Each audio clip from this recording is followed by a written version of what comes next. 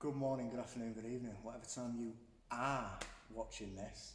So this episode is going to be really all over the place. You're going to see me in different clothes. It's not, I mean, my episodes are not like TV programs anyway, but it's certainly not going to be seamless.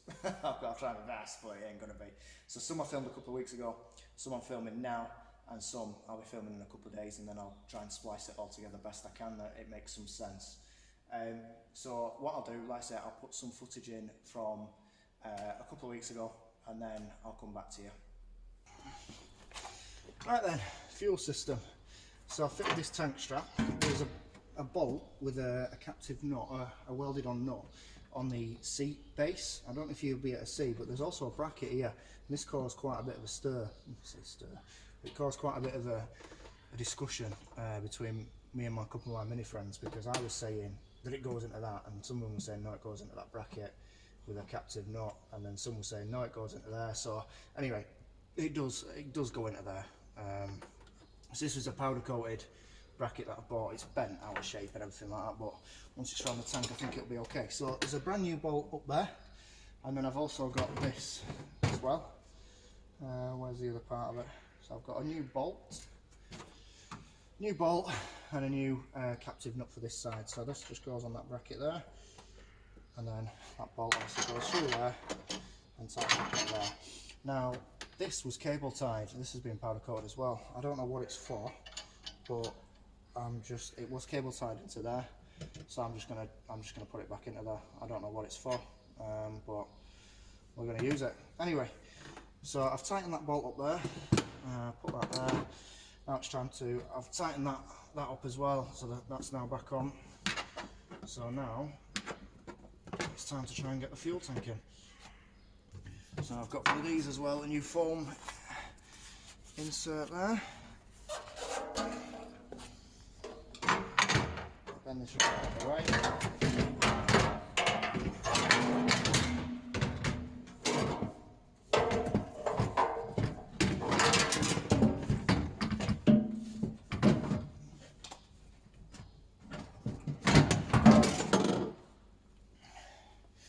There we go.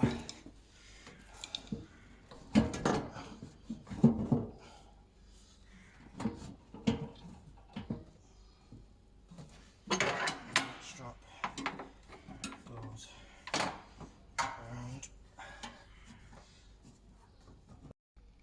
So that's it, that's the fuel system back installed. So all up there. Obviously I had to have a VP racing sticker on it. So the tank itself has had a new sender unit. Obviously there's no fuel pump inside because it's there. And then the only thing that needs to fit is the breather, which will go down the tank and out there. If you've spotted the mistake, I should have fitted the rear light, but I think it'll be coming back off and on anyway a few times before. And obviously that needs to go inside there, but I've just put it on there for now. So that is the fuel system installed at this side. Right then, let's talk lambda sensor issues. So the issue I've got is clearance. As you can see, that sticks out further than what the grill's going to mount.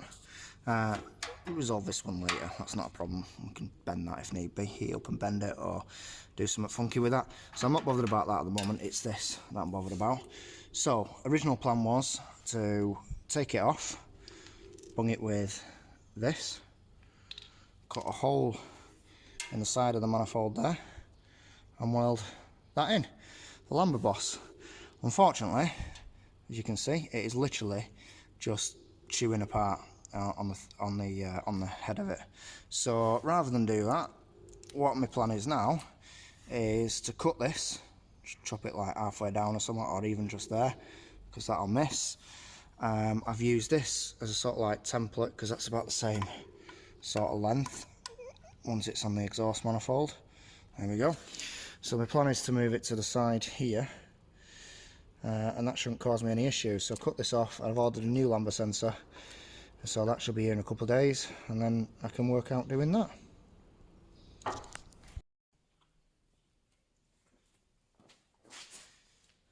So as you can see, exhaust manifold is off.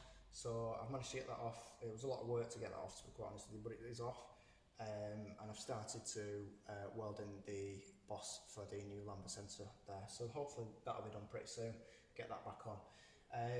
The other thing I have done is the fuel system. You saw, now again, that is wrong, I think, because I think I've massively overcomplicated that, and I'm really tempted to go for an in-tank fuel pump, just to make it so much more simple and easier. Because I just think I've made a bit of a mistake there. A lot of guys are running in-tank pumps and no issues, so I think that's probably the route I'm going to go down. So the next thing is to take the inlet manifold off, because I want to paint the bulkhead the same colour as inside the car. Just the section, so these triangle pieces here that you can see, and across that front section there, and then all of that. Again, probably a lot of it will be covered in sound deadening, but hey ho, at least it's all one colour. That's the idea.